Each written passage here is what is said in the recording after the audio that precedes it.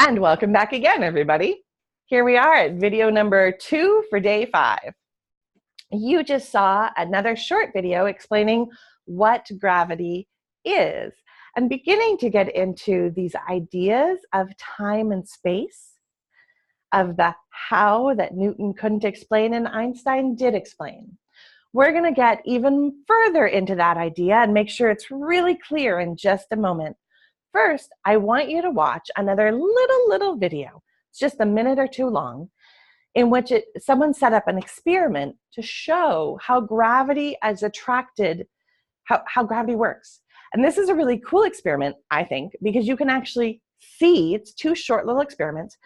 And we're going to watch as someone has set up a metal bar with 2 small balls on the end, iron balls, and then they set 2 larger iron balls next to it. So these smaller balls have smaller mass, right, than the large balls. And we're going to watch how, as if by magic or magnetic force, although there is no magnetic force here, it's gravity, those small balls move toward the larger balls. It's not a real big move, but it is a move. You can see that the larger mass attracts the smaller mass to come closer to it. And that's gravity, folks. So we're going to watch this short little video. Don't turn me off. Just pause this video that you're watching now of me after I screen shared with you and you see where the little experiment is. We're going to watch that experiment together and then we're going to come back and talk about it. I take it back. We're not going to watch it together. I'm going to watch it for me and you're going to watch it for you while you've paused me, and then we'll come back and talk about it together. Okay, so I'm going to show you where it is.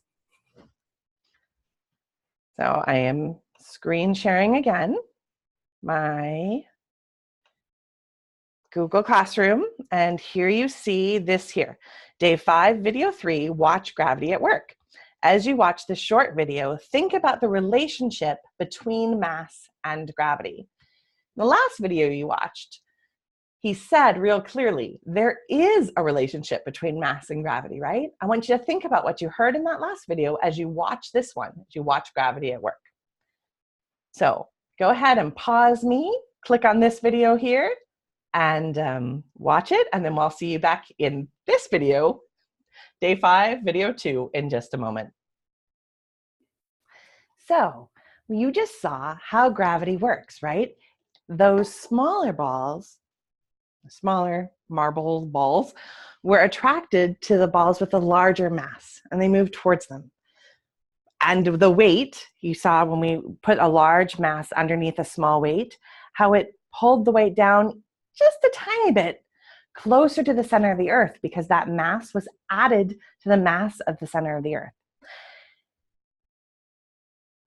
It's amazing when we talk about these things. On one hand, they're so simple. We experience them every day together. Motion, movement, gravity. These are basic concepts. And yet when you stop to really think about how they work and why they work, well, it starts to sound awfully complex. And yet, at the bottom of that complexity is this simple idea that there's a force that pulls. So now, I said a moment ago that Newton explained how gravity works. And that small experiment we just saw showed how gravity works, or that gravity works. We haven't explained the why very clearly yet. The next video we're going to watch together does just that. It gets into Albert Einstein and his postulations. He read his thoughts. He read or knew, everyone studied what Isaac Newton had come up with gravity. And Einstein knew there was a problem here, that gravity hadn't really been explained in its why and its how, just that it was. And Einstein came up with this kind of incredible idea that until then, no one else had had.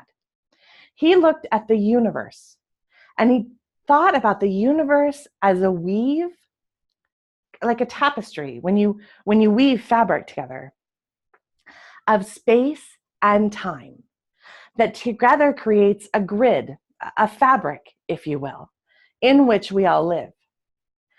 Gravity, the little, like, I stretched here a little fabric over my cup.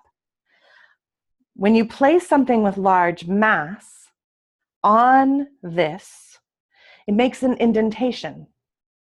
It pulls down that grid. Just like if you were to place a large melon on your mattress, there'd be a slight dent. Or when you lie down on your mattress, there's a slight dent in your mattress because of your mass on that fabric. Creates a little dent. If we set something else around, this something else is going to be attracted into the hole that that dent creates, into the dip, and it's going to move towards it. I'm just trying to get you ready for what you're about to hear and see in this next video. The idea is that gravity is nothing more than that rolling of the smaller object towards the larger object in that fabric of space-time in which we all live. Now, if it sounds to you like I've started talking Star Wars or Star Trek or some other science fiction, science fantasy thing, I haven't. This is the amazing science mysteries in which we all actually live. Space and time woven together in a way that create a fabric that dips if we put something big into it, where other things then are pulled towards or move towards it. In just a moment, we're going to watch how that happens as I screen share this next video.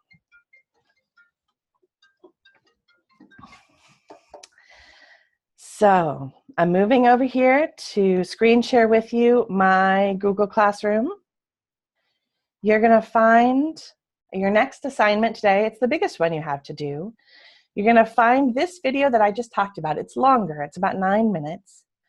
And a Google form. Now, this Google form is a worksheet of questions to answer after or while you watch this video.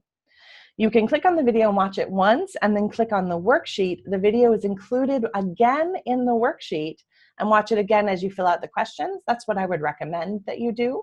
Or you can go straight to the worksheet and just watch the video once. But I think it's actually worth watching a couple times to really understand what it's saying.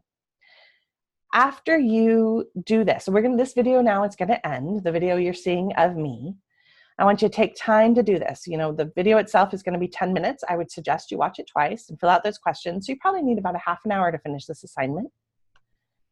You're going to come back with me for the very last bit of our lesson today. We'll talk a little bit together about that video that you just watched and what you saw happen there.